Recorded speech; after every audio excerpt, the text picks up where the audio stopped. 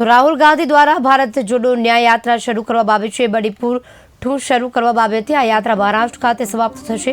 ત્યારે છેલ્લા 4 મહિનાથી આ ન્યાય યાત્રા લઈ નીકળેલા રાહુલ ગાંધી આજરોજ નર્મદા જિલ્લાના દેવલિયા ચોકડી ખાતે આવી પહોંચ્યા હતા। ત્યારે તેમના સ્વાગત માટે તિલકવાડા તાલુકા કોંગ્રેસ સમિતિના કાર્યકર્તાઓ સહિત મોટી સંખ્યામાં લોકો ઉમટી પડ્યા હતા। કોંગ્રેસ સમિતિના આગેવાનો દ્વારા ફૂલ આપી રાહુલ ગાંધીનું ભવ્ય સ્વાગત કરવામાં આવ્યું હતું।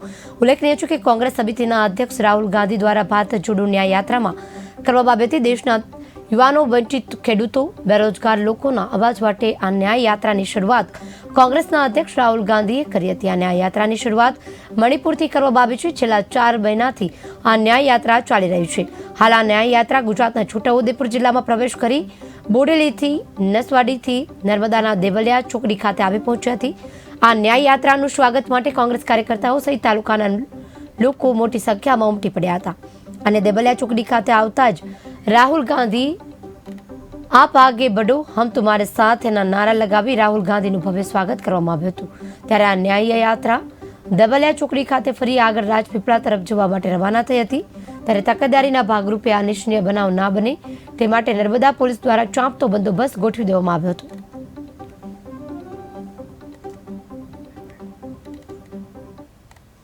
આજે રાહુલજીની ભારત જોડો ન્યાય યાત્રા બોડેલીથી નીકળી અને નસવાડી થઈ અને અત્યારે દેવલિયા મુકામે આવી રહી છે। દેવલિયા મુકામે રાહુલજીનું ભવ્ય સ્વાગત થઈ રહ્યું છે। અહીં આગળ જે પબ્લિક છે એ પબ્લિક એમની આતુરતાથી રાહ જોઈ રહી છે ખડા પગે।